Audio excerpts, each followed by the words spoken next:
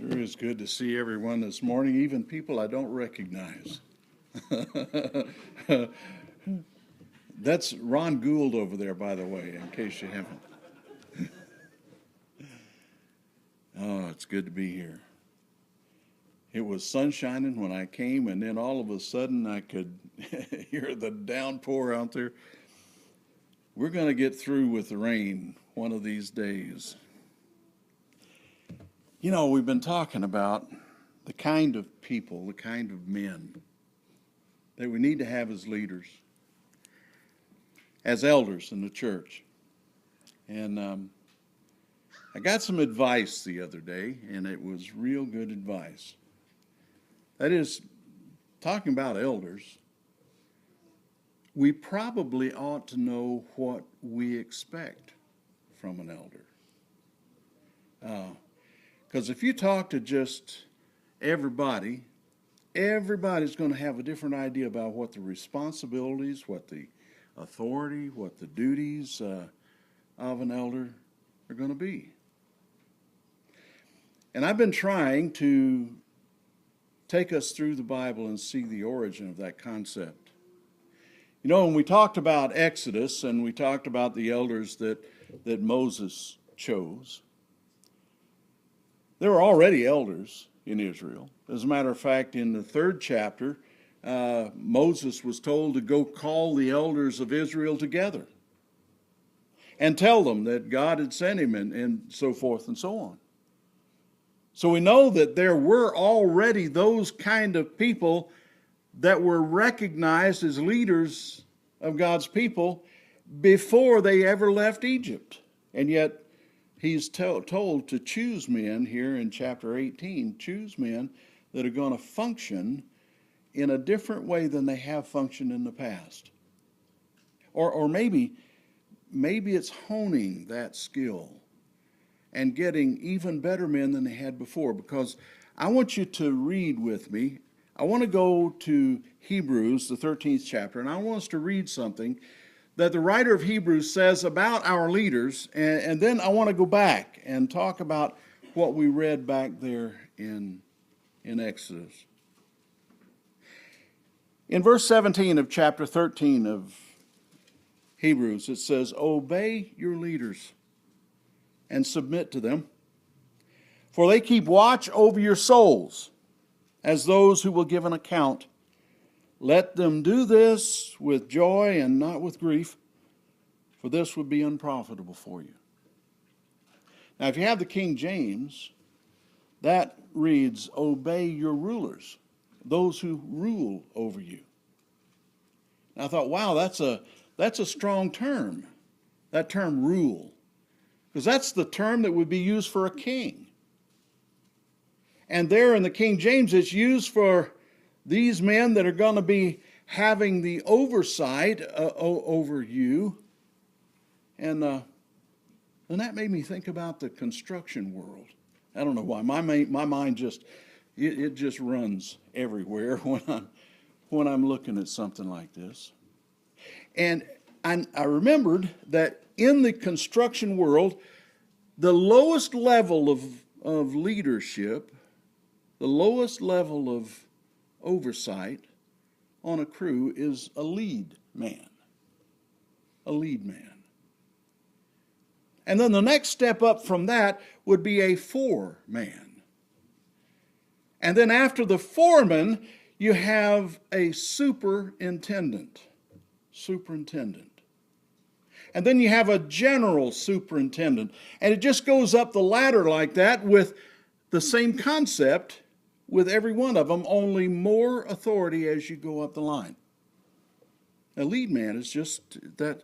What does this say here? It says, obey in the New American Standard. It says, obey your leaders. Now, why did King James put rule, those who have the rule over you? You ever think about what a judge does? Like when they send something to the Supreme Court, they come down with a, what? What do they call it? A judgment or a ruling. A ruling. What is a ruling? Well, What is a ruler? A ruler is someone who makes that ruling, or a ruler is something you measure with. All comes from the same thought. Do you remember the statement that was made by the hand that was writing on the wall back there in the book of Daniel? You have been weighed in the balance and found wanting. You don't measure up. You don't fit the measurement that God has for a ruler.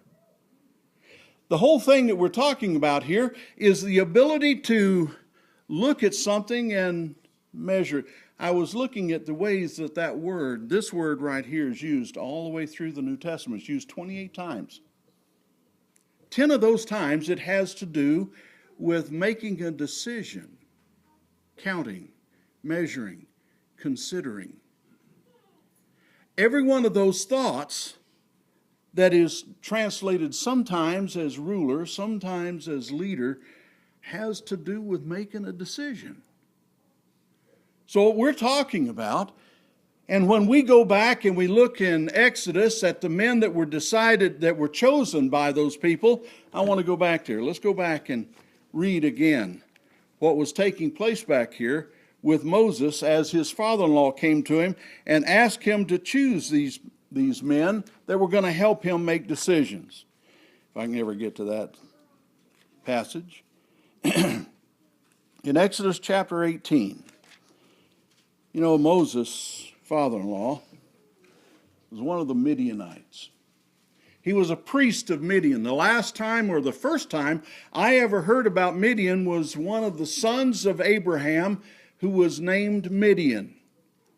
Became a tribe of people that lived on the eastern side of the Sea of Aqaba, the Gulf of Aqaba. But here in this passage in Exodus chapter 18, we have Moses' father-in-law giving him counsel.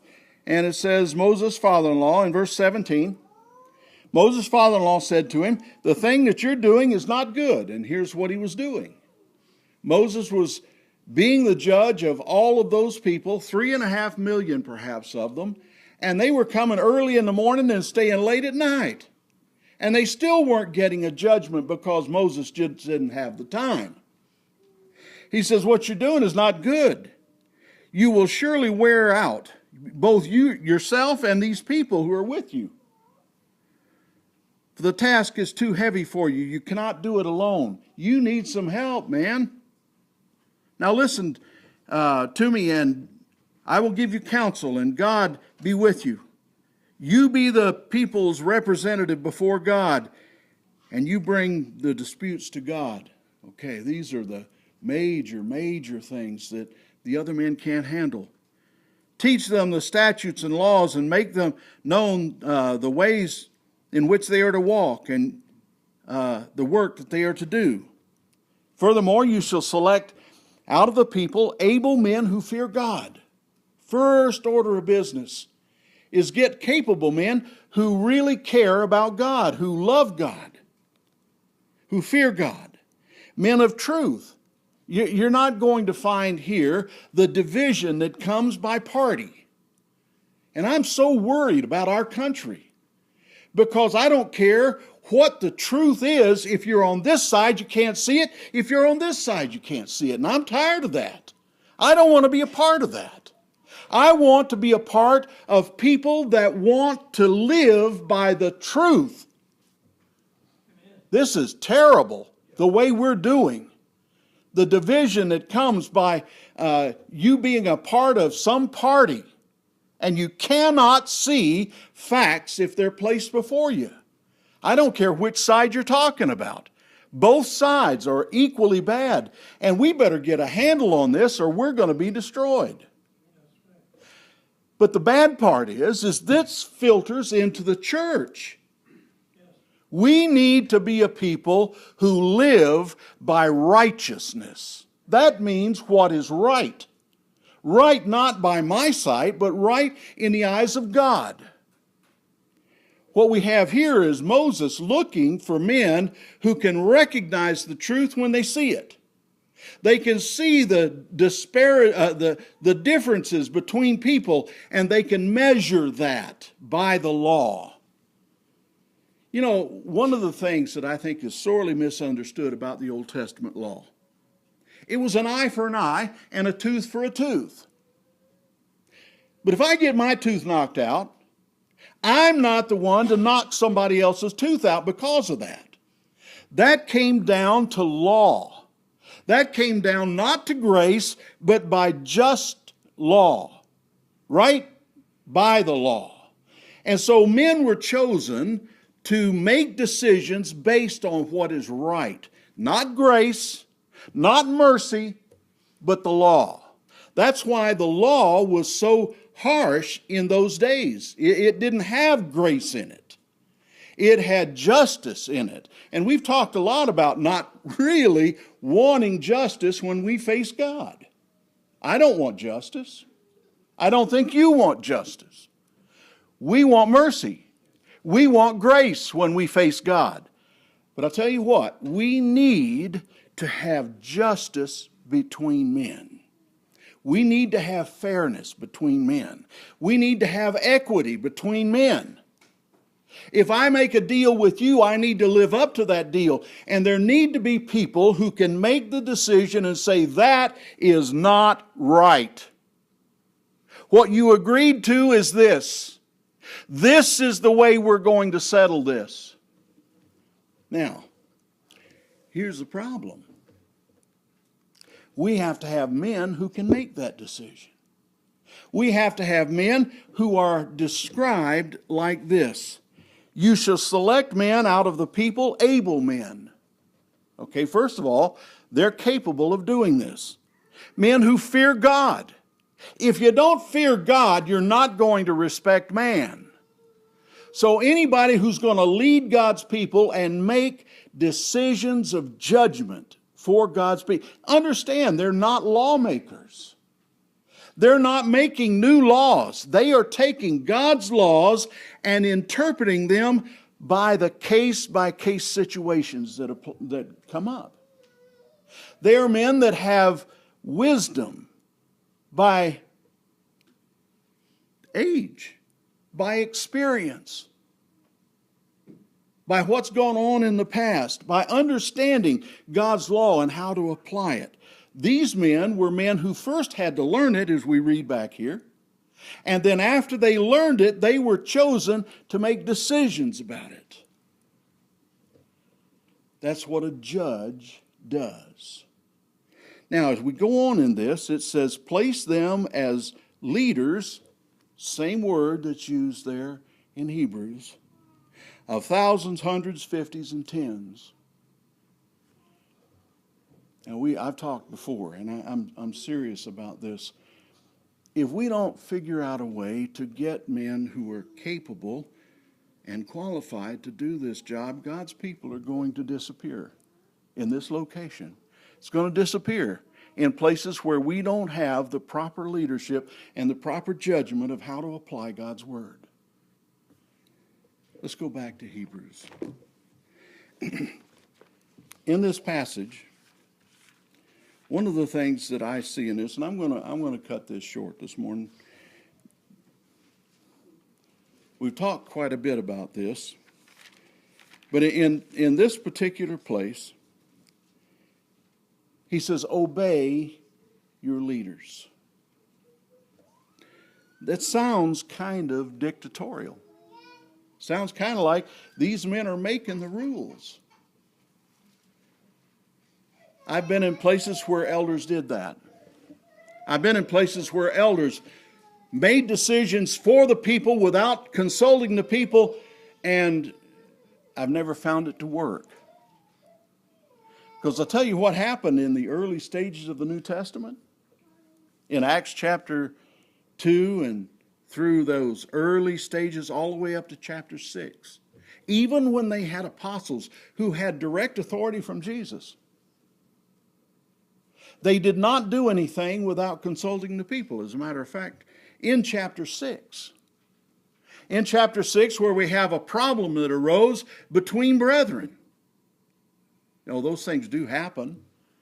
Paul writes back to the Philippians, the best church that there ever was, as far as the Bible description of them, where he says, I thank my God in my every memory of you. I don't know of many people you can say that about. But Paul had that to say about the Philippians. But here's something that was wrong there. There were two women, Euodia and Syntyche, that could not seem to get along. Paul prays. He says, I beg you to live in harmony, you ladies. Come on now. Get along, will you? Somewhere in there had to be somebody that was arbitrator for those two women, because he goes on to pray that you help these women to get along. That is what I view as the responsibility of elders. Not only to help people get along, but to provide a plan that takes care of everyone's spiritual welfare, because they're also called shepherds. They are to watch over the flock of God. They're called superintendents or bishops, overseers, because they're watching out for everything that happens with that flock. Who do you want to do that? Well, I think the description we have back there in Exodus is a perfect description of who you want doing that. Are they lawmakers? No. But here's the problem. If we don't have people who are willing to go by whatever ruling they make based on their judgment, then there's no point in appointing these men. Because they have to have people who will follow their lead. They're not dictators.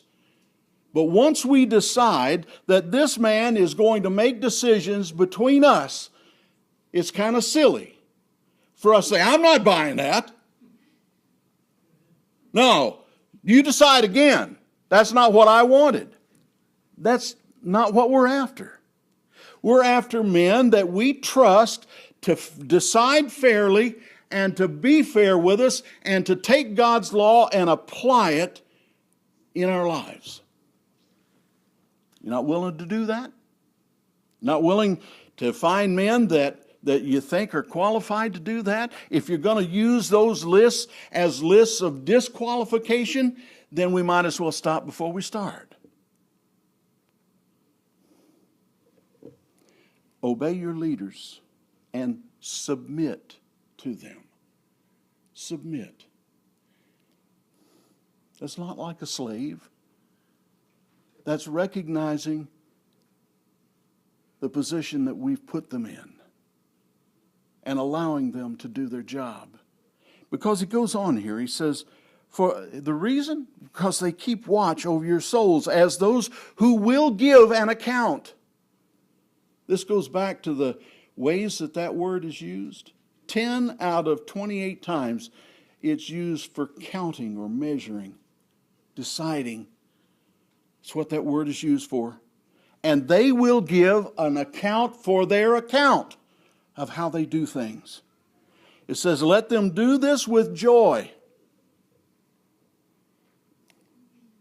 Right now, somebody I love very much is leaving the job that they do.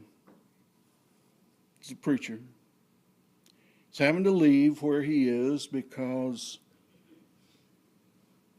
there's a couple of people that don't want him. They're forcing him out. They're making his life miserable. They're doing things that make his job impossible. Let them do this with joy. Do you know what kind of grief we can give people who take on the responsibility of being a judge?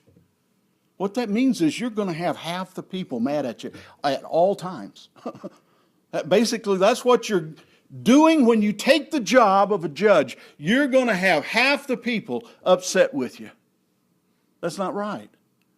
That's just not right. And it happens because we cannot recognize the truth when we see it. I was thinking about sports, and I've been involved in sports all my adult life.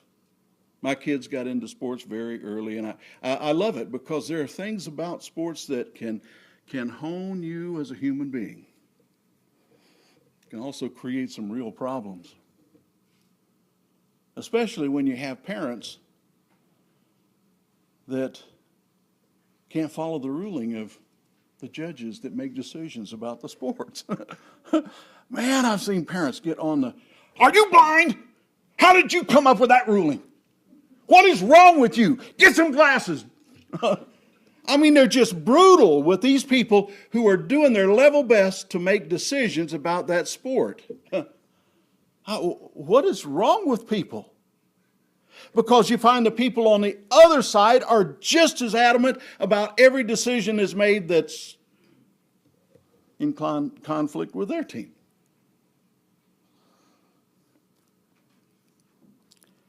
When Jesus said in the Beatitudes, "Blessed are those who," and I love the comments about the song, "as the deer pants." There's something about that really fits what Jesus said in the Beatitudes when he said, "Blessed are those who hunger and thirst after righteousness." You know what that means? I just want it to be right. If I'm wrong, I want to know I'm wrong because I don't want to be wrong. I want to be right. Peter said the same thing in 2 Peter chapter 1, where he said, "To your faith supply moral excellence." That is that desire to be right, to do right. And after that, you have to learn what's right, and then you have to apply it. But it starts with that basic foundation of wanting right. You know, I can abide by any judgment that is right, because if I'm wrong, I want to change. How about you? Is that the way you want to live life? Do you want to know when you're wrong? Well, let's get the best men that we know about. The best men who understand God's word, that can't be bribed, that want to be right themselves and they want everybody else to be right. They want justice for all their people. And let's get behind them and follow their decisions in the Lord. Now, later on, Paul's going to deal with what happens when you get those kind of men that don't recognize the truth. And then you've got a check and balance that we'll talk about later. But you can't follow somebody who's going to lead you astray. So, this desire to do the right thing has to be ingrained in us right down to the very core of us. And we've got to recognize it when we see it. I won't stop there. We've got a lot of visiting to do and a lot of rejoicing to do. We're so glad to have you guys with us today. Marty, I really appreciated what you had to say this morning, and I'm looking forward to finding out a whole lot more. So let's visit with them and rejoice in the fact that they're here with us today, and let's see what we can do to help them on their journey. If you're subject this morning to the gospel call, if you know that your life does not match the truth, I pray that you'd watch over your own soul, because right now we don't have men assigned to do that. Doesn't mean there's not people doing it. But we don't have men appointed to do that job. And we pray that you would care enough for your own soul that you would recognize when you're right and when you're wrong. If you're wrong and you want to make that right, won't you come while we stand and sing the song that John has for us?